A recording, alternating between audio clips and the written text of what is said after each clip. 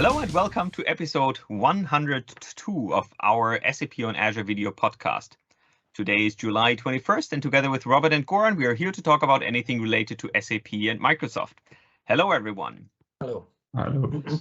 So today we want to revisit one of our most popular topics in this podcast episodes, the Azure Monitor for SAP Solutions.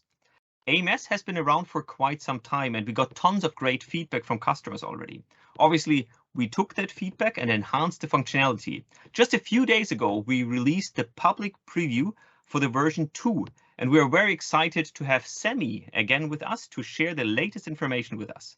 But before we hand over to her, we want to take a look at some of the news from this week. And actually, I want to start with obviously Inspire. Microsoft Inspire was just going on this week, and I want to highlight or point out one of the blog posts from Satya Nadella, who talks about the digital imperative. So basically, in the keynote, there was one important theme basically that was this doing more with less. That was basically the introduction theme. And Satya talked about several pillars that are really important to make this happen, basically. So obviously looking at the infrastructure, digital and app innovations, and a few others that I couldn't read in this animation now. And that was basically the theme and the topic for a lot of different sessions that came at Sapphire. One other thing that I wanted to highlight. No, okay, we'll cover that. So, yeah, this was basically the introduction blog post from Satya around Inspire. Now, having said that, and obviously we'll drill down into some of these topics, I do want to continue quickly with a video that was published by Ulrich Christ around the new SAP CDC or SAP ODP connector. So if you want to extract data from your SAP system and want to analyze the data, want to work with the data from Azure Data Factory or with Synapse, then we already had these 5 or 6 connectors, a table connector, HANA connector, and stuff like that. And now we released a new SAP ODP connector, currently in public preview. This connector comes with a lot of new enhancements, and it basically allows you to connect to the ODP framework on the SAP side.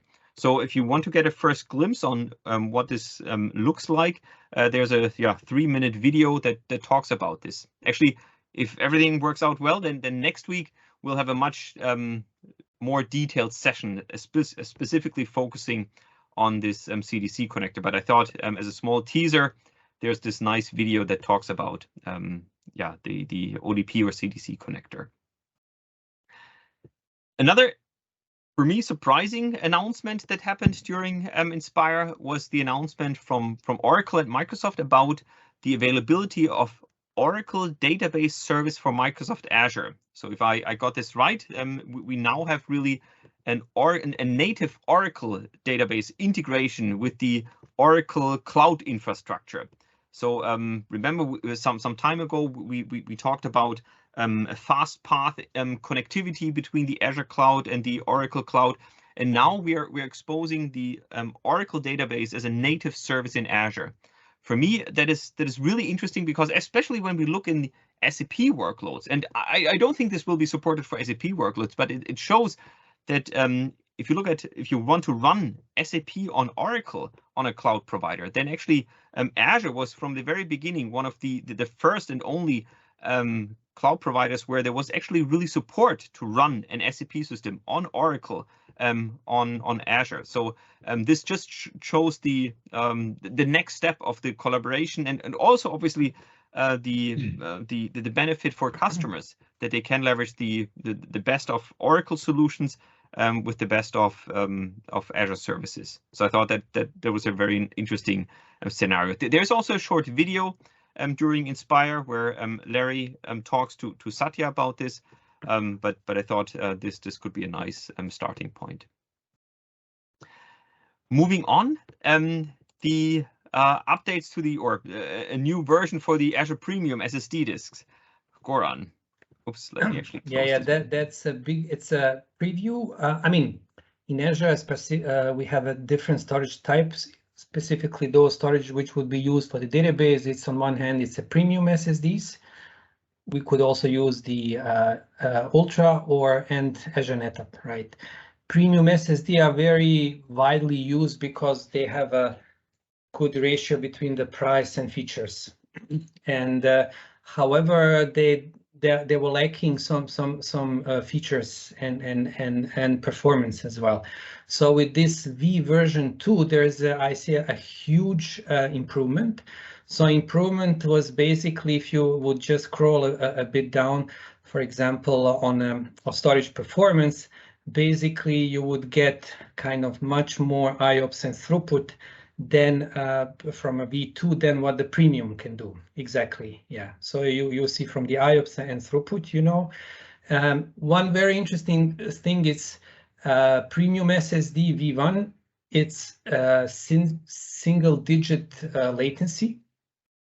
And here premium V2 comes with a sub-millisecond latency, right? Oh, okay. So this is becoming super important, interesting for the database loads, because I mean, with the premium we had this write accelerator, and that was only with MV2, okay. But here it's basically out of the box, you know, coming some sub-millisecond latency, which is needed for the HANA and extremely beneficial for any database as well, right? Oh, but that's interesting. So I don't need to enable the write accelerator anymore. Right, there is no, they don't have a cache in general, but they do have the low-level latency. Okay. Oh, cool. And then there's another super important topic, aspects of management. So you get certain performance with each disk, and if you need more, then basically you would need to add additional disks and stripe it. Okay, and striping is it's a work, right? It's work. You know, on Ultra Disk or on ANF, you don't have to do it. You just change the size or change the IOPS and throughput on the fly. So this feature actually it's coming inside of the V2. So you just have a disk, and basically if you need more IOPS, you add it, and if you need more throughput, you add it. I believe you can also scale down. And what I see, the prices are separated in three boxes. Like first is the size, second is the IOPS, and third is the throughput, which actually makes sense. Because why would you pay for more? I mean, with one you pay, you add more storage to have more performance, but you don't need the space. Yeah. Right. You know, in general, before you have this P10, P15, and so on, because they are predefined from sizing perspective and throughput perspective, so on. Now you have iteration 1 gig, so there's no P3, P30, so you just say, okay, I need 30 gigabyte. Right. Yeah. And also you don't need stripe theoretically, you need stripe set if you want to have more than 1,200 megabit per second, but it's still, you know, almost sometimes academic way of thinking. Yeah? But what we are usually using in an SAP landscape, this is perfect, you know, this is what we are waiting so long. Yeah. Cool. So that's really, I mean, it's still previous to some limits, but yeah, it's going well. I would say it's a great stuff. Yeah. Perfect. Great. Cool. Then looking back at Inspire, I mean, there, especially also in the context of SAP, there were lots of announcements. Satya in his keynote called out the Teams collaboration and the apps that we have now from SAP available. He talked about the sovereign cloud, which obviously is also really important for us in Germany, then where we are partnering with SAP and Arvato for the sovereign cloud. So there were a lot of announcements, but actually one announcement that was super exciting for me. Oh, no. Shoot. Okay, let's go there first. Roll back.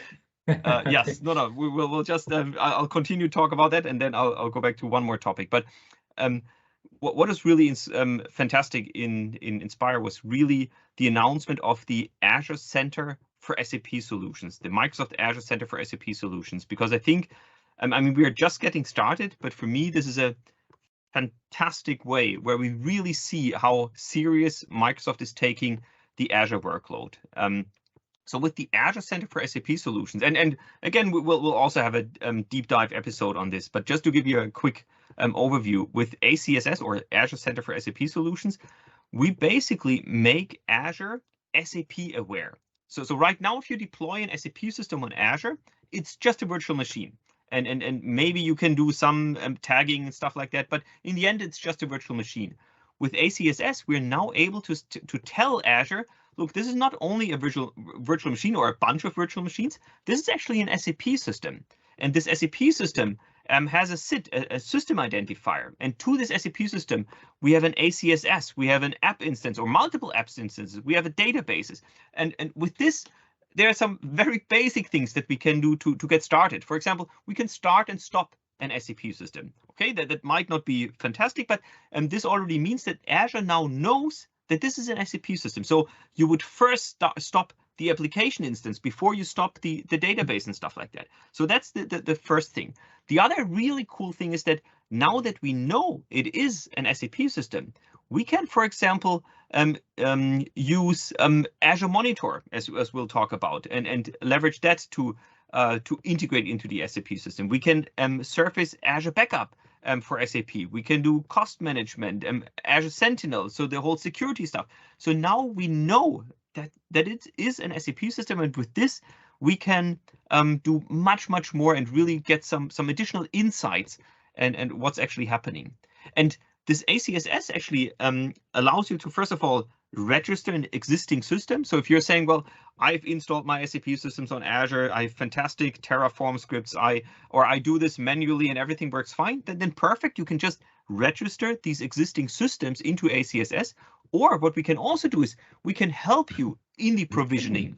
So basically, ACSS also allows you to deploy an SAP system. Obviously, you need to provide the SAP installation media files, because we from Microsoft are not allowed to ship them.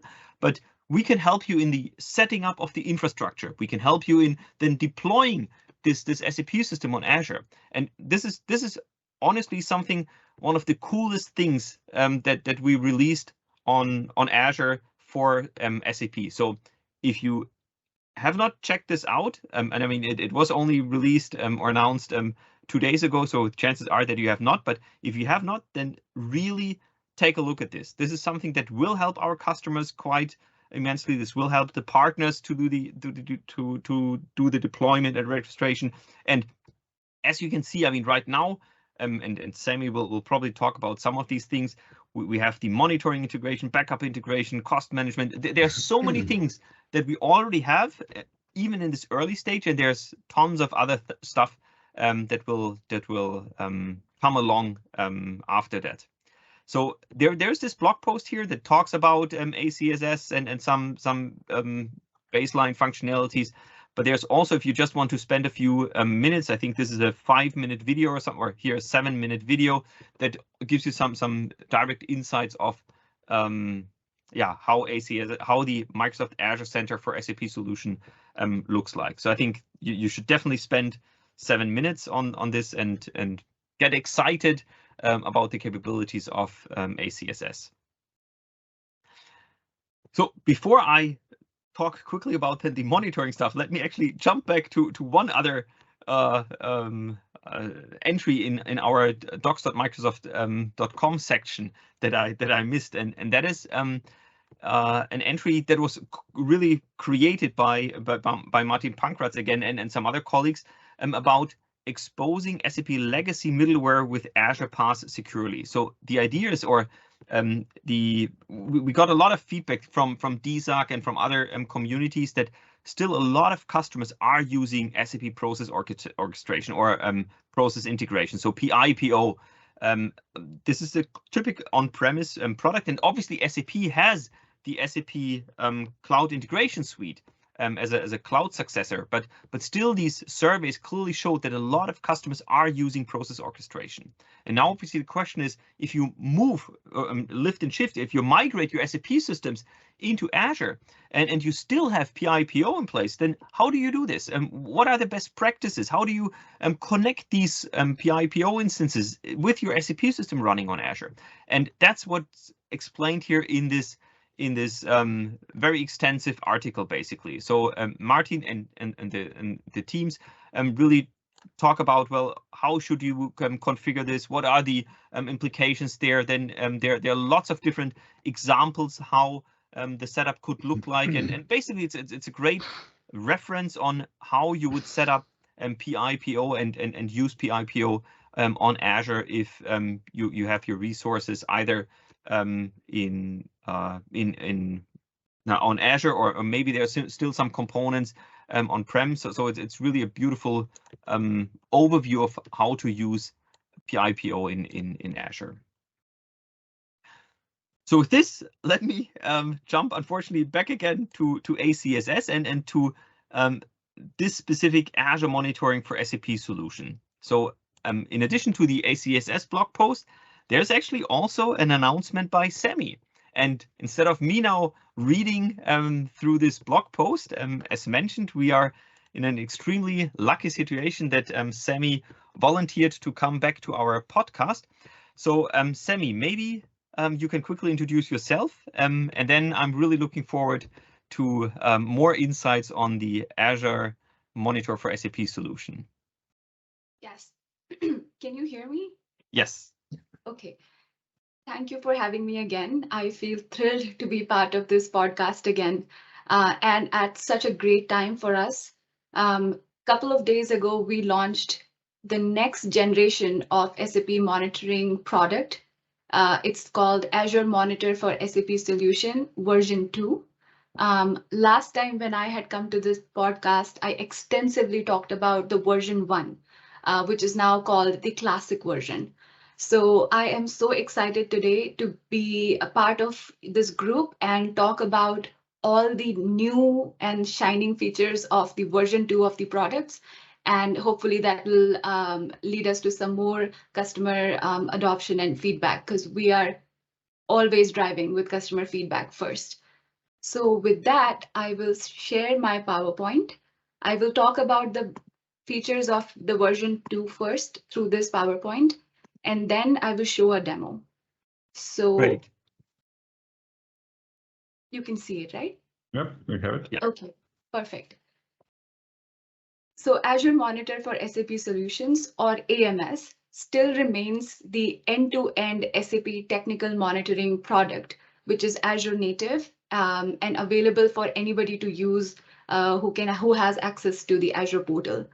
What's better in V2 right up front, if you notice the tagline, it says turnkey, because we are going towards more pacified service just to take away the maintenance overhead on customers. So look for those kind of hints as I progress with V2 information in this presentation. So the first thing first, in today's deck, I will talk about the introduction to AMS, the new architecture, new features, new region, probably a new pricing. And before we even get there, I want to clarify the naming, just because now we have 2 versions of Azure Monitor for SAP Solutions in the portal and in our documentation. So to avoid any confusion, I want to just make sure that the new version is simply called Azure Monitor for SAP Solutions, and the previous version is called Azure Monitor for SAP Solutions Classic. And you will hear words like version 2 associated with the latest release, and perhaps version 1 associated with the previous release.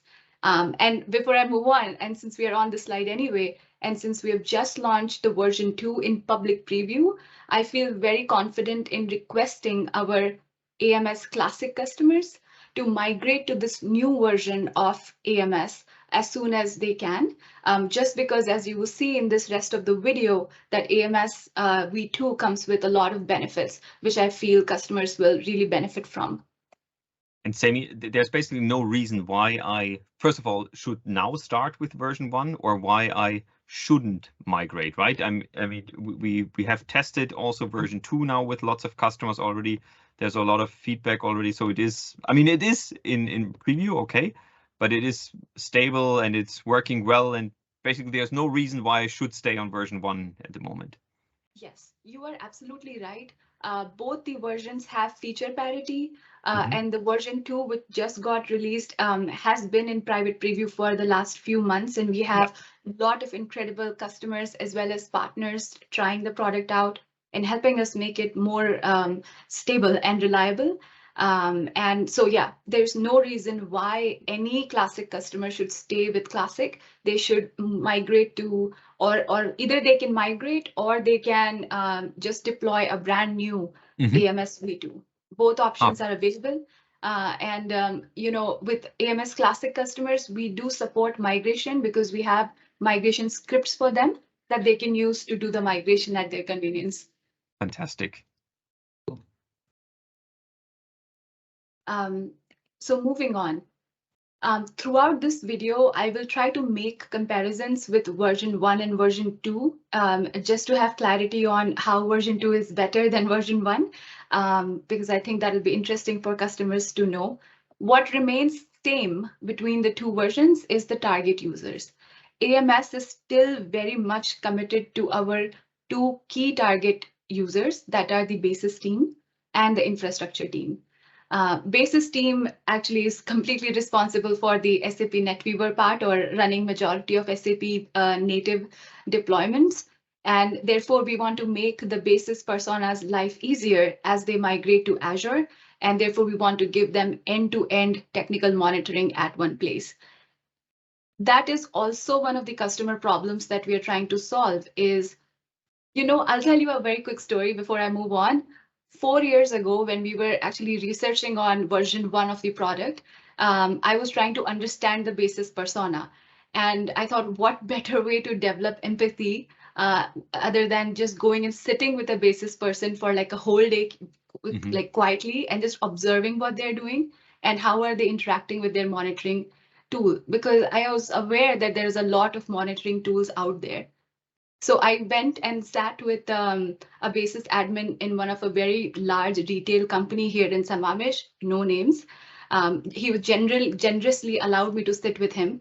And I remember him looking at his screen at one point in the day and, just looking at me and telling me, I have 60 virtual machines and I have nowhere to go to see all 60 of them together and whether backup has happened or not. And that was 4 years ago. And somehow his pain at that point stuck with me. And that is the key pain point we're trying to solve. And that pretty much defined entire kind of North Star for AMS, which is end-to-end telemetry collection and visualization at one place in Azure portal. Not only just collection and visualization, we're also looking at a bigger single pane of glass that we can provide to this basis persona. Therefore, we are really committed to this persona with AMS version 2. Cool. Then we have the infrastructure. Yeah. No, I think it's fantastic that you really are taking the time to really sit with the customer, listen to the customer, and hear their feedback basically, and then really stick to it. So learning this 4 years ago, and now we had version 1. You're still continuing to evolve it, add new features. So that's really, really fantastic. Then we have the infrastructure team or infrastructure persona, which was like a curveball for us. I mean, we had an inclination that this persona wants to see SAP telemetry, but it became abundantly clear when lots of customers started migrating to Azure. And there was this situation where one of the infrastructure team member for one of a big company was telling us that I just want to find out if it's an infrastructure problem or SAP so I can focus on my solving the problem rather than ping-ponging and figuring out where the problem is. And this is a pattern that we realized then is that infrastructure team and basis team want to look at the same screen at some point and figure out where the issues can be, just so that they can quickly identify which layer the issue will be, SAP, database, infrastructure, and this reduces the time for troubleshooting and for mission critical workloads like SAP. So infrastructure team becomes our second persona that we are targeting. And then we have leads or executives who just want to see probably a trend or overall status and health. So we are focused on that single pane of glass dashboard that I was mentioning earlier. And then lastly, our hosters, partners, managed service providers. Microsoft has historically been very partner oriented since a long time ago, and we are continuing that cultural tradition in a good way within the SAP space by focusing on scenarios which are just partners focused, and that includes integration with Lighthouse, because some partners want to see cross-tenant telemetry within Azure portal for their customers. So that's kind of the space we are exploring exclusively for partners and hosters and managed service providers. So this is still our target users, and we're still very much committed to these personas. Cool. Then a quick introduction to AMS v2. We still have a similar value proposition or the similar kind of the backbone of the product, which is one-stop shop for SAP technical monitoring in Azure portal. And we are focused primarily on the SAP application, the databases, guest OS, HA clusters. So it's application, databases, and infrastructure. AMS is heavily built on top of Azure Monitor. So we are reusing a lot of components of Azure Monitor. For example, we are using Azure Monitor's alert engine under the hood, and we are using Azure Monitor's visualization engine, like workbooks for AMS visualization, and then naturally log analytics as the destination for the data collection. So if customers were to think about Azure Monitor for SAP and Azure Monitor, you can think about AMS in a way that AMS is integrated with Azure Monitor, and AMS is specifically for SAP customers, whereas Azure Monitor is broader Azure products and multiple products for broader Azure services. I also want to cover one more pain point here that we're trying to solve with AMS is while there are a lot of rich telemetry providing monitoring tool, some of the feedback that we were also hearing from the customers was that some of the existing tools were really hard to set up or maintain. And even though they set it up and were fine with maintaining it, they still found it hard to kind of get value out of those tools in a timely manner or effortless manner. So that is another thing we are focusing on with AMS2 is just making sure we are consistent in ease of setup and maintenance, which is how you'll see that we have pacified the service to reduce the maintenance. And then the setup experience remains, we're focused on making it as simple as possible. And since I mentioned Azure Alerts engine that we are taking dependency on, I also want to say that alert flooding was another pain point that came about. And we are solving that problem also with AMS v2 by being very, very intentional about which alert templates we ship with the product. So product ships with predefined alert templates, and by being intentional about just the critical alerts, we're trying to make sure that we don't overcrowd it or eventually contribute to the alert flooding problem. So I think at this point, just a quick recap is AMS is easy to use and deploy. It's focused on end-to-end telemetry collection and visualization at one place. And we're built on top or in integration with Azure Monitor. And we're trying to also be very intentional about Azure Alerts. Cool. So now the differences start. So far, it was all the same, version classic and version 2, same user persona, same value proposition. But now we're going to focus on what is changing. So the first thing that is changing is the architecture. So this is a high-level architecture diagram of Azure Monitor for SAP Solution version 2. And if you start from the left, customer can go to Azure portal and then deploy AMS. AMS gets deployed, and the managed resource group also gets deployed, which is same from last time. The biggest change is we have replaced the virtual machine with Azure Functions. There were customers from the previous versions who said they wouldn't adopt if we didn't get rid of the maintenance overhead. So we were so motivated to come up with this new architecture and very happy that we're here now. And Azure Functions has it's serverless, very minimal impact on customers' maintenance or patching that the previous version had. So this would be one of the biggest changes that happened with AMS v2. And then log analytics still is the data destination where the data gets kind of stored. Log analytics has retention period up to 2 years, so customers can customize it. Another change is that now we support IBM DB2. This is a brand new database that we are supporting with AMS version 2 only. Other than that, AMS continues to support NetWeaver, HANA, SQL, clusters, operating systems. So I want to clarify one thing is, while this Azure Functions is the biggest change, there are few things I would like to point out. One is that customers have to create a empty brand new subnet within their VNet to host the Azure Functions app. And that's kind of an additional prerequisite that customers have to do. Providers, all of these things, NetWeaver, HANA, SQL, DB2, they are all, they're called as provider type. So provider means just a collection of properties where Azure Functions can use those properties to connect to these systems. So the way Azure Function gets provisioned is, for each provider type, there will be a Functions app hosted on Functions app hosted on the same app service plan. So we have currently 6 provider type. So if a customer has all 6 provider instances, then there will be 6 Functions app for the same app service plan, and multiple instances of the same provider type are serviced with the same Functions app.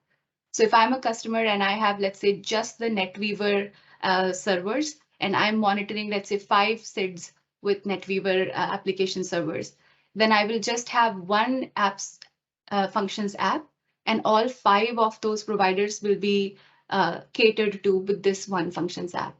If I add a HANA provider, then I have new Functions app that AMS spins up, and then all of the HANA instances or HANA provider instances will be catered to with that new Functions app. And this Functions app sits within the customer VNet as shown in the diagram. We are working on securing the communication between Functions app and all these systems. So that's something that's coming soon. One more update that has happened with Azure Functions is that overall availability of AMS has increased. Here is how. So with Azure Functions app, we are giving an option to the customers to choose zonal deployment to make AMS zone redundant. This helps customer kind of deal with kind of if there are some data center issues, then there are 3 zones within a data center. And if customer chooses so, this app Functions will be deployed in all the 3 zones, just so that we are able to provide more high availability to the customers here. My story. That's story of my life. But yeah, but high availability. Yeah, but I think the fantastic thing here is that you get it more or less out of the box. I mean, look at version 1, where I was responsible. So I had a virtual machine. So I not only needed to patch and keep the virtual machine up to date and stuff like that, but in case of high availability, it would have been probably me that needs to set up a cluster of virtual machines or something like that. And here with Azure Functions, I get this out of the box. It's really a PaaS service that I can leverage. So I think this is a huge improvement. I don't need to care about the infrastructure there anymore. This is just a service. As Samie said, I can deploy this in an HA manner. So I'm all done. I think that alone for me is a huge improvement over version 1, and one reason why I should immediately migrate from version 1 to version 2. Yes, rightly said. And speaking of kind of reliability, our teams have focused a lot on reliability space and quality space, and that has resulted into a lot of investments in increasing and automating our test cases. So unit test, functional test, loop test, all of those test cases are now automated. Yeah, probably people expect these things, but I don't want to take these things for granted. So I'm sharing that we're really focused on reliability, and we're doing so by measuring reliability a lot on our end and trying to be as high as possible.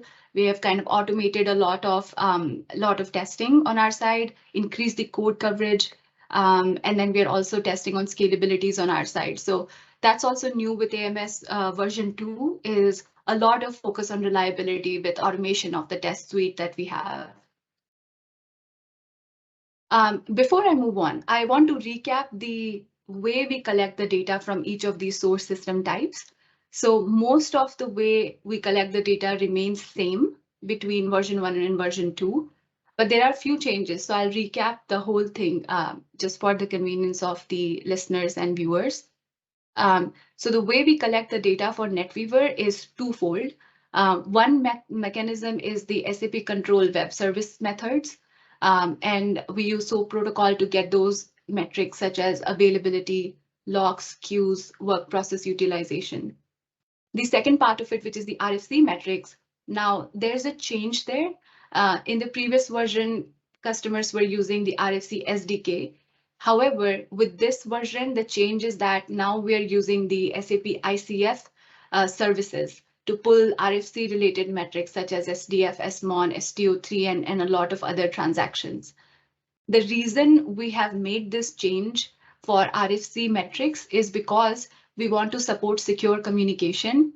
And with the RFC SDK, we were exploring SNC and those kind of route to enable it. We found that a better approach was to just go with the ICF service, and then it was easier for us to enable the secure communication with TLS 1.2. Therefore, we kind of changed that with this version.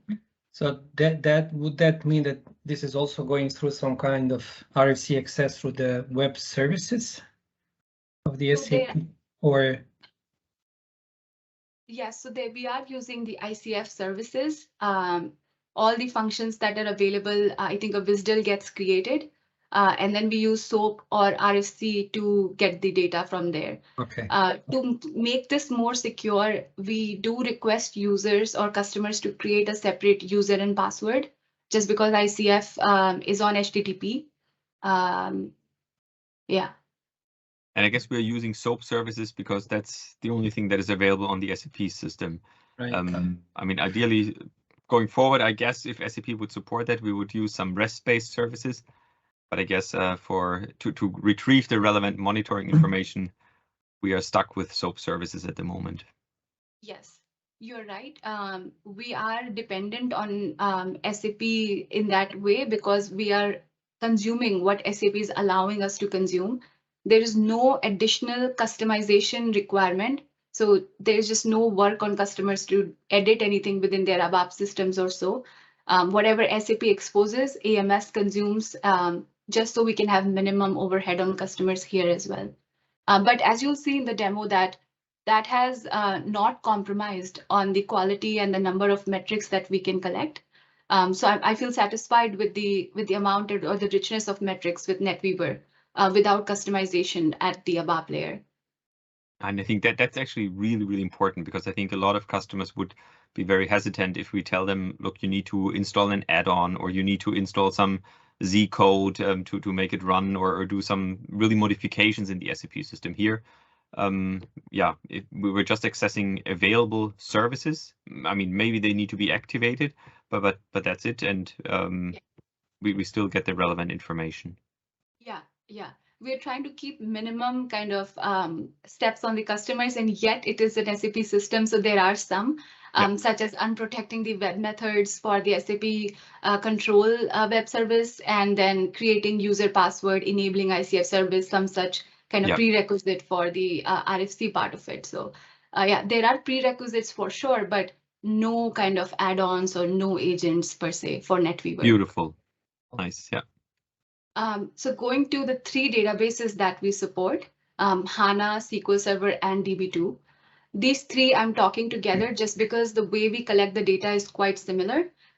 We use existing system tables, management views, or system views that database already shares to get the metrics that we want. So it's basically just connecting to the host or the IP and the port that they have. And then we collect the data from existing system views and then push it to log analytics for all 3 of those. And then lastly, the Pacemaker and operating system Linux. There we are using agents. Those are the only 2 places where we are using agents in the entire list of products that you see on the screen. So for Pacemaker, we use Prometheus HA Exporter for the SUSE clusters, and we use Performance Copilot or PCP HA agent from Red Hat for the RHEL-based clusters. And both these agents or exporters need to be installed in each node of the cluster. And then AMS connects to each node of the cluster, and then we pull the data from each node from that endpoint of that agent.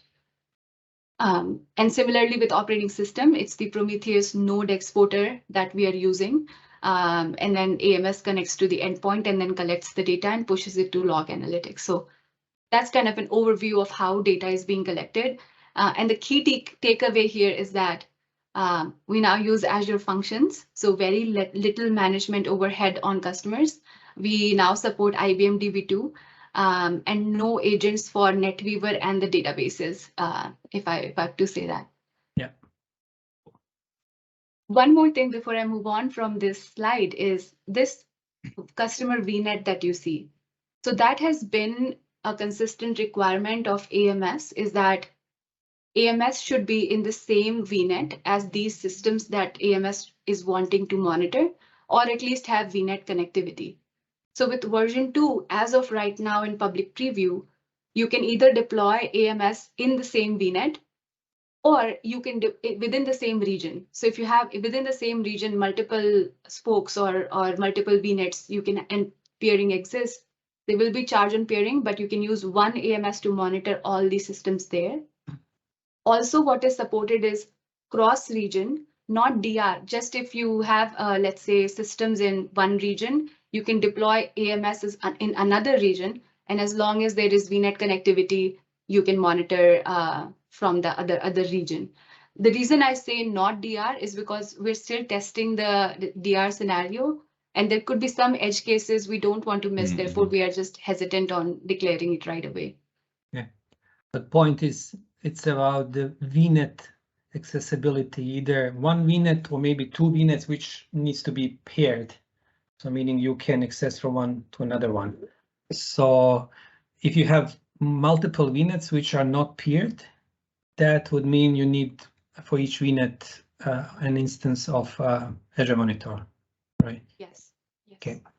That's exactly right. Yes. So moving on to kind of unique benefits of AMS version 2. So I kind of touched upon a lot of these things in the previous slide, but just to kind of recap is that no more patching or security updates from customers because there is no longer the virtual machine collector unit. Then the second key pain point that we're solving with version 2 is a lot of customers, SAP customers, have restricted outbound internet access from their VNet. And that's quite common as we are realizing. So with version 2, we have not one, not two, but 3 ways to address it. So first way to address the no outbound internet access is there's a setting in Azure Functions called route all. And what that setting does is, as the name says, it routes Azure Functions traffic based on the setting. So if you say route all enabled, all of Functions traffic goes through your NSG rules. But if you say disable, that means part of Azure Functions traffic goes through different routes, and that solves no outbound internet access just for the Azure Functions traffic. This setting doesn't impact any other traffic within your VNet. Just the Azure Functions traffic is now going to be routed differently with route all settings. So just a button switch. So if you are a customer who's using AMS for non-critical environments, then you can simply use route all to expedite your POCs and testing AMS. The second way is service tags. So service tags is nothing but a bunch of rules that we have given to the customers, and it gives access from Azure Functions to, let's say, Key Vault or wherever you want the traffic to go. So it's straightforward. Customers have to author those 5 rules, which are quite easy to do. So service tags is another way. And the third way, which I am now realizing is very popular with customer, is private endpoints. So we support private endpoints with AMS version 2. Customers have to create private endpoint right now manually, and then add the rules within their NSG, and we're good to go. So private endpoints is also supported with V2. And then we also have the feature where customers can edit the managed resource group name, and then also edit provider properties. So provider properties meaning, let's say you have a database or NetWeaver where you have host file entries that you have given us, and there's an update there. So you will come and edit the provider to give us those. Or if there is a password update and you're not using the key vault, so you will come and edit that password. So edit provider capabilities are also part of V2. You mentioned ACSS, Holger, at the very beginning. which we are all so proud of, and I am so excited, personally excited about ACSS. So with ACSS, version 2 comes as an integration, and we are working more on that integration. But right now, there's a link that you can use to use AMS within ACSS context. And then we support IBM DB2 with version 2, and all the new roadmap items like single pane of glass, AIOps, RCA features, all of those are roadmap items that are only going to come with version 2. Mm-hmm. And then I talked about excellence in quality and the quality focused. So version 2 right now is positioned to be something that we are planning to take forward even more further in the milestone or launch. And therefore, you will see that the focus is on fundamental things like reliability, getting the foundation right, just making sure that the architecture is ready to be scaled for the next milestone, etc. And then now we're focusing on features as well, like IBM DB2 or single pane of glass, AIOps, RCAs. I won't go into detail of this slide just because it's so heavy, but the only thing I'm trying to say here is that there's a lot of richness of metrics for application, databases, infrastructure. And then for alerts, we have predefined alerts for most of the provider types, and then there's also integration with Azure Alert notifications or Azure Alert action groups. So if customers have existing action groups that they want to use, they can do so with the AMS alerts. So this would be if you want to send email notification or have a connection or integration with ITSM tool, you can reuse those action groups with AMS as well. Cool. Yes. No, sorry, go ahead.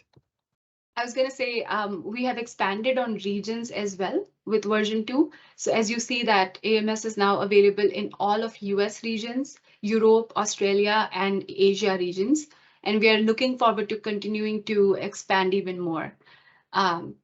On the right side, there is service location. So that's a concept I want to talk about briefly because that has changed in V2. So service location basically means the location where AMS is running. And it's important to know that because in V2, when customers deploy AMS, the AMS resource, the ARM resource itself gets created in the service location, regardless of which region within that geo the customer is deploying. And rest of the managed resource group, so functions, log analytics, that all gets created within the workload region or the region where SAP systems are deployed. So that's why I just wanted to call out the service locations just so customers don't get kind of taken aback when their resource gets created in the service location. This is because AMS is now a geo-deployed service. Therefore, resources get created in the service location. Okay. This time you have not asked me about how does AMS compare with Solution Manager or some of the other very, very well-known and respectable tools. But I'll just proactively share some of the unique value proposition of AMS that we have. So the few things that I want to point out is things like SAP HANA data size feature, as you'll see in the demo where we are showing database growth out of the box, etc. This is specifically useful for the infrastructure persona who might want to plan or pre-plan their SKUs or just budgets, etc. by extrapolating the HANA data size or HANA database growth. Then we have Pacemaker Cluster monitoring, which is quite useful and a lot of customers and a very coveted monitoring feature at this point.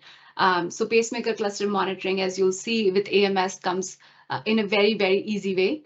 Then we have alerts templates, which are very, very critical and also very, very intentional. Infrastructure team, who can see the SAP telemetry ease of setup. But one of the biggest call out from here is that because AMS is Azure native, there's an opportunity where customers can combine Azure Monitor telemetry as well as Azure Monitor for AMS telemetry together.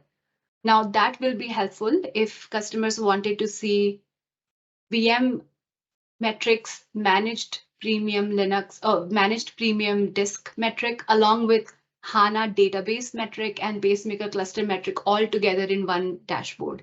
So there are these scenarios where customers might want to see Express Route and the SAP Telemetry together just to figure out where the problem is, and also to look at all dimensions of their SAP on Azure landscape. So while AMS itself gives you an end-to-end single pane of glass dashboard for SAP landscape, the fact that Azure Monitor and AMS exist together in Azure native world, you can now create very, very easily dashboards to see all dimensions of your SAP on Azure landscape, just so you can visually correlate and save those few precious moments when issues happen by figuring out where the issue could be potentially. I fully agree. That was actually always something that I've found extremely interesting. That I mean, Azure Monitor provides me with all the telemetry and monitoring information for the native Azure services, like the managed disk or Express Route, as you said. But then the Azure Monitor for SAP solution now allows me to look inside the SAP system and correlate this information with the other log information. That for me is a huge value add that we can provide here. Yeah. And then we have more roadmap items where we are trying to correlate platform telemetry with SAP telemetry. So those are all the roadmap items that will come. Before I jump on to demo, quick update on pricing. There is still no licensing fee. There are consumption charges that are part of AMS v2. All of the consumption charges are for the components within the managed resource group. The only call out here for me would be that since we are replacing Collector VM with Azure Functions, there will be some changes in pricing there for the classic customers. Also, if customers chooses to deploy in zone redundant format and multiple instances of Functions app gets created, there could be some increase in pricing there, but that's completely on customer's choice. And one more thing I want to call out here is when we were creating the pricing model for AMS, what we noticed is majority of the cost was for the data that was getting collected. So it's the log analytics, the amount of data. So the more you monitor, the more the amount of data increases and the price increases, and alerts. So I am still feeling pretty confident about Functions app, although there could be some increase in price, just because we know that majority of the cost driver is log analytics and alerts. Makes sense, yeah. So now I will jump on to a demo. Let me share different screen. Okay, so for this demo, what I'm going to do is I will start with just the create experience. Are you able to, is this visible? Is it readable? Okay, good. So this is Azure portal, and you can find Azure Monitor for SAP Solutions. You will also see the classic version here, but I discourage anybody using classic versions. So please just use Azure Monitor for SAP Solutions. And as soon as you hit create, it will take you to the familiar create experience that you have faced for all the Azure services. And you have only two tabs that are most important. So there's Basics tab and Providers tab. And even between these two tabs, if you just complete the Basics tab, you will be able to review and create and deploy an empty AMS resource. And then you can add the provider instances later on. So it's your choice. So here, if you notice, you will pull a subscription for yourself, a resource group, resource name for your AMS resource, workload region. So this is the region where your SAP systems exist, which you want to monitor. And this is also the region where AMS's managed resource group components will be deployed. Then we have service region. This is automatically picked up as you change the region. So if I have East US and I change this to Australia, the service region automatically matches the region you pick. And service region is the region where the AMS ARM resource will get created. To make that difference clear is why we're even showing service region so that customers have that in mind. So if I say, for example, Australia Central, my service region is still Australia East. So what this means is that managed resource group will get deployed in Australia Center because functions have to be in the same VNet as your source system and a different subnet, same VNet, but my AMS resource will be deployed in Australia East. So that's kind of a little difference between Classic and V2. Then we have networking tab. You will select the virtual network of your source system that you want to monitor, a subnet. This subnet is an empty, brand new /28 size subnet specifically used for hosting Functions app. And this one subnet will be enough. If you select zonal deployment or zone redundant, that one subnet will be enough for us to deploy 3 Functions app, etc. Then we have route all setting. So route all setting is the one where you can disable it if you want. If you have restricted outbound internet access, then you have to make sure that the functions traffic can be routed differently and doesn't go through your NSG rules. So you disable that. If you have a situation where you have a centralized log analytics workspace, then you can check this and pick an existing log analytics workspace. So AMS just becomes an additional data source. And then lastly, you can edit the managed resource group name. And this is enough to deploy one AMS resource. But if you want to deploy a provider, then you go to the next tab, add provider, and then pick what kind of system you want to monitor. So you see HANA, NetWeaver, OS, DB2, Pacemaker Cluster, SQL Server. So if you want to monitor HANA, then you simply give us the IP address, instance number, choose a database tenant, username and password, and you can deploy HANA provider, and you'll start seeing HANA telemetry. If you wanted to monitor NetWeaver, so this is where you first have to go and perform some prerequisites, just because for NetWeaver, we have those prerequisites. And then once those prerequisites are done, which is basically unprotecting web methods or enabling ICF service, creating username, password, then you can give us system ID, application server, instance name, instance number, connection type, and all the associated information for that particular connection. And then you can say create and then go from there. Similarly, for HA cluster, you can give us the endpoint of the Prometheus exporter or PCP agent, and then start monitoring the Pacemaker cluster. Once the AMS resource gets deployed, it looks something like, I'll just take you to an empty resource at this point, something like this, where you have a standalone ARM resource of AMS, and then you have managed resource group right here. So if I open this for now, this will show you all the components that are deployed automatically as part of AMS deployment.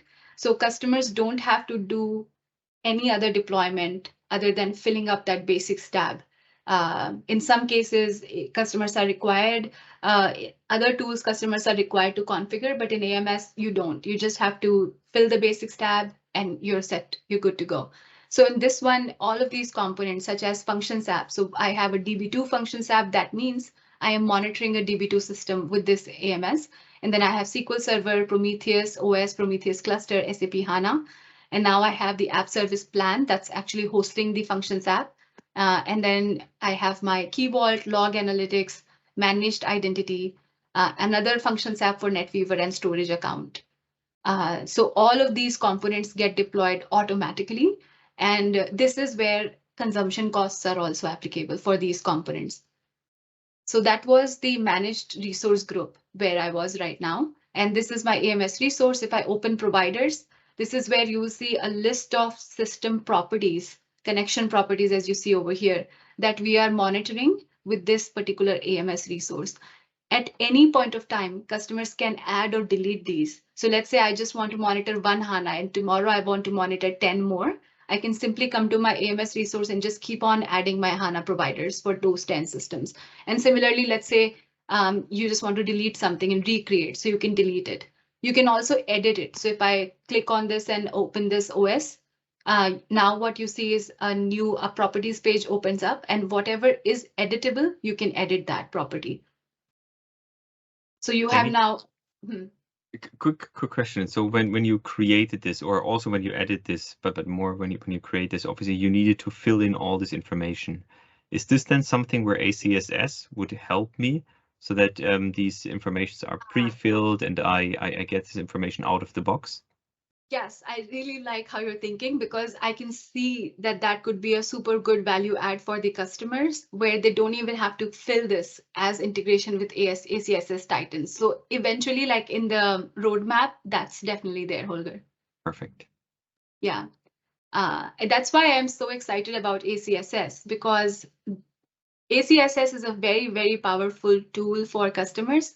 And when AMS gets integrated with ACSS, we just get things for free, which just reduces overhead on customers and provides more value. So, I agree. yeah. So these are the providers. And then we have under monitoring a bunch of these workbooks where you have visualizations. So let's quickly jump to the visualizations. First one is SAP NetWeaver.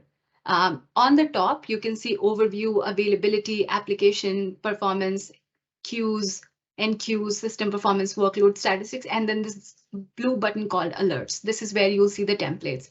So the first page is just an overview of how your all SIDs are doing and what is the availability status right now for your SIDs. Then in the availability tab, you go deeper and you will find out what is happening within each of your SID or application server. And you can go back in time as long as your retention period just to see what's been happening with your availability. You also have more details like instance availability, the process availabilities, and you can click on these application servers to just see more trends for just those process availabilities. What is also in the roadmap is, let's say a VM has a platform issue because of which your availability is impacted. So that is coming up in AMS v2, where we are correlating VM platform issues with SAP availability. So we're calling it Auto RCA. That's something I am also super excited about. But for now, what you see is just availabilities here. There's a time brushing feature that you can use to go deeper. So next up is performance. So performance is where you have these fantastic transaction log entries or system logs, short dumps, bad jobs, change in transport. And what this does, this kind of representation, is that you can visually correlate information across these tabs. So what happened at my short dumps? Is there a change in transport things that happened during that time? Or what's happening with my system logs? What could happen in my work process? So many things can be going on and you can just click here and click there and you can figure out what happened at that time and which exact place could be the problem. So you have your log entries here and you have a username, time, data, SAP instance, work process number, all of these important information for that. Then I'll just show you system log or SM21. You can filter this with severity type, error, warning, or info, and then look at the total number of error messages and more information like problem class, program name, message ID, description, instance name, date, time, etc. And then user. Then just to show you short dumps, there's nothing much there, but bad jobs. So again, 0 job executed, but you have information on bad jobs as well. NQ statistics. So this is also important one because all the information about logs are within the screen. So you have number of logs, rejected logs, and then more information on max number of objects and average objects and status. And then lastly, NQ logs and just how are they doing with your threshold. Queue statistics. So all the information about your queues is available within the queue statistics. So work process queue, inbound, outbound queue, transactional RFC queues, and then you have your trend graph at the bottom, but most importantly, all the statuses and utilization of that queue over here. Then we have system performance. So during this, in this tab, you will now start to see some CPU, memory, IO, number of work process, this information, and then process utilization as well. So you will get the number of process active work processes, and then SN66 that will give you the program name and the user ID associated with that. And then lastly, you have all these user logon, queue lengths, and dialog queue length performance. And then at the end, we have workload statistics. So this is where you're going to see more kind of, I just say wrapper is like response time, application response time, database latency, memory usage broken down per task type. So this is kind of another useful chart for troubleshooting issues. I want to show alerts just because to give kind of an idea of what kind of alerts users can expect. So there are alerts templates that we have written. So if you go to alert template within the alert button, you will see a list of templates that are shipping with the product itself. Let me try that one again. So no alerts are found right now, just because I think we haven't configured any alert here. But if you did configure an alert, that'll show up there in the alert rule. So these are the list of alert templates. So you have NetWeaver system availability, instance queue weight, work process utilization, and customers can just click on the create rule, pick an action group, for example, right at the bottom, action group, which system that they want to monitor, and all the other details like frequency, suppressing alerts, time window, severity, and that's it. That's all it takes to start rolling out alerts. That's really cool. So basically, we are shipping a set of predefined templates that we think could be valuable for the customers, and they can just activate them basically with minimum input. But I guess they could still then go and say, well, I need something, a different alert. So they would just create their own alert, do all the configurations themselves. But we basically provide them a quick starter guide with the templates, but they're still flexible to do whatever they want by themselves as well. Absolutely. Because the data is in log analytics, customers can write whatever alerts they want. And yet, if they don't want to, we are still in public preview. So we're still working very, very closely with customers. So I am all for receiving their feedback, and maybe we can ship those alerts as part of the product. Right. Yeah. So that's an opportunity where customers can just talk to us directly and we can write those alerts for them. Then quickly going to the HANA part. So this is your HANA workbook or visualization. So you have your instance at the top, and then you have overview, utilization, backup, replication, data size, and system check. So you have status of all of your HANA services, and then HANA's point of view of the CPU, memory, disk, network utilization. And then we have utilization tab where you can go back far more in the time and then use time rushing feature. We have CPU and memory for which you can do this. Then we have backup. So all the backups that HANA is aware of, those will be the backups that you can see here, regardless of how you're taking the backup or which backup technology you're using. If HANA knows it, AMS can show it. So upfront, you have your log backups or all the backups that HANA knows of, and backup age of last successful backup, and the status of the last successful last backup. And then if you can now filter on the backup state, so successful or failed, or log backups, just because those can be crowding. So you can just filter those one out if you want to, and then you have backup catalog information.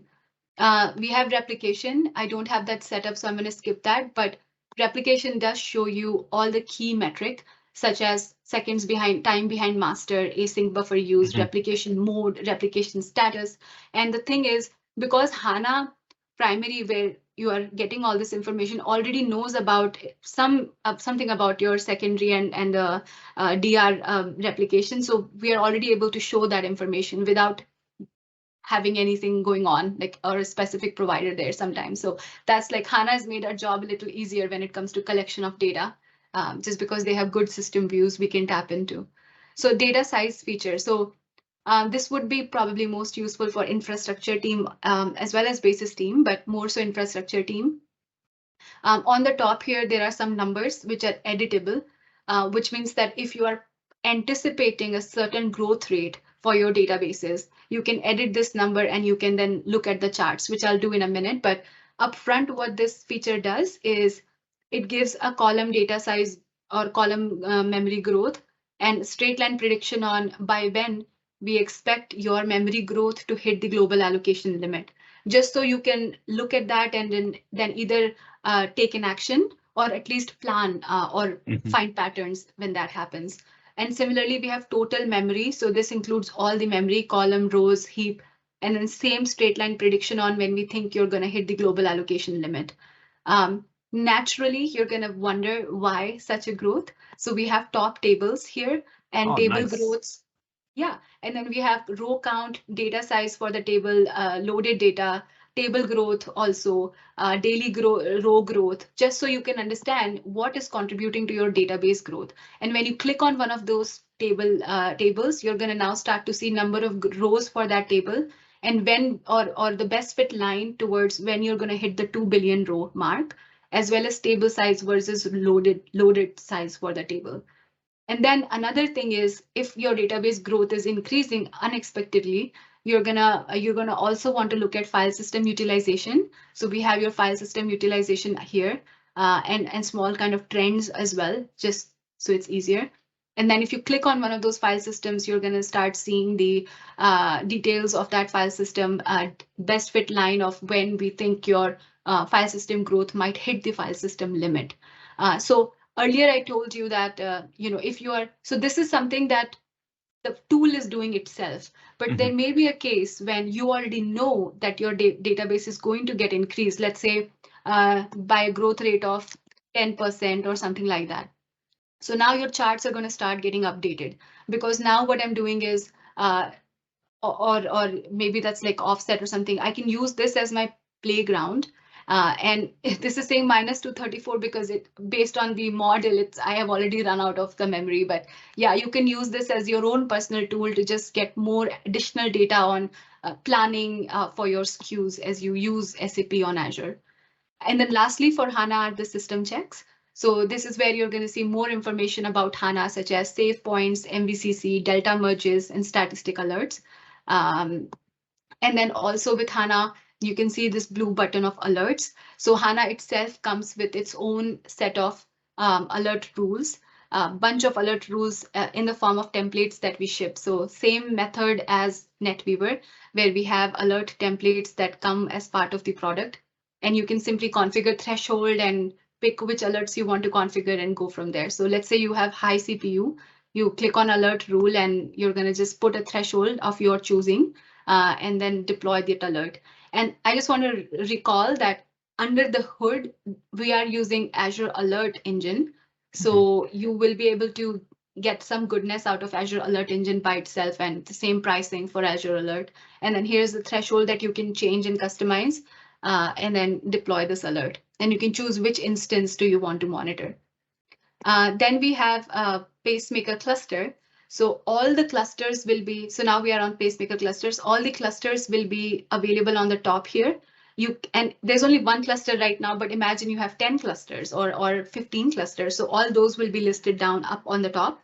And then you have upfront information such as failed resource, blocked resource, active resource, unmanaged resource, etc. And then you can click on those cluster to find out if there is a location constraint, more information about node status and resource status, and trends or failure count for resource, and then trend on the node for the cluster. And this is supported both for SUSE and RHEL-based clusters. And then again, we have an alert here, where if the primary node switchover happens, then an alert can be generated. Then I have SQL Server. So SQL Server has current load, statistics, resources, problem, always on, and backup. So current load just gives an information on batch request, compilation, recompilations, IO, page life expectancy, etc. And then we have statistics. So this is where you have memory and top 10 wait statistics, resources. So you'll notice a pattern between HANA and SQL, where we have utilization, we have a little bit of availability, you have backup, you have replication or always on, such as this, and some form of top tables or top statements, some form of that. So that's kind of what we are sticking with here as well. So you have top 12 actual largest tables, etc.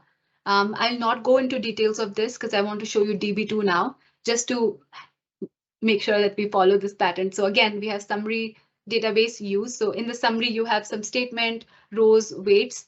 Then we have database usage. This is where number of connections, lock weights, etc. Then we have statements. So this is where you will have top 20 runtime statements, executions, in-flight statements, etc. for DB2, failed SQL statements, and then application, throughput, IO, and storage. So that's what we have for DB2. And then again, we have a bunch of alerts for DB2 as well. And then lastly would be operating system. So we have overview, bunch of CPU, memory, disk. Again, we have time brushing feature here. So this is process count, forks count for CPU, memory usage over a period of time, swap memory, and then swap rate, paging rate. For disk, we have your utilization of mount points, and then read-write bytes. And persistent memory, in case there is a large instance customer that wanted it, because VMs don't have it, but if they did, we support one metric of it. And then we have networking. Again, networking has time brushing features. And then you have network packets, network bytes, etc. And if you remember that one where I was saying we combine the telemetry, so this is that chart. So basically, this is an end-to-end dashboard where I have average disk read operations. And this is for the managed premium disk for my HANA VM. And this is also average disk read byte. This is also managed premium disk for HANA, which is basically infrastructure. And both of this information is coming from Azure Monitor. And then over here, I have HANA services, and I have my cluster, HANA clusters, resource, and node. So if there is a situation where you restarted HANA or something happened to your HANA, within this dashboard, you will be able to figure out if it's an infrastructure problem by looking at these two charts, or it is a HANA problem by looking at this chart, or it is like, again, infrastructure, but is it Pacemaker Cluster problem by looking at these two charts here at the bottom. So this is an example of how you can combine telemetry of Azure Monitor and Azure Monitor for SAP to create these bigger dashboards and include Express Route and all these other Azure services along with SAP telemetry. So with that, before I leave you, I want to end with this one slide to recap version 1 versus version 2.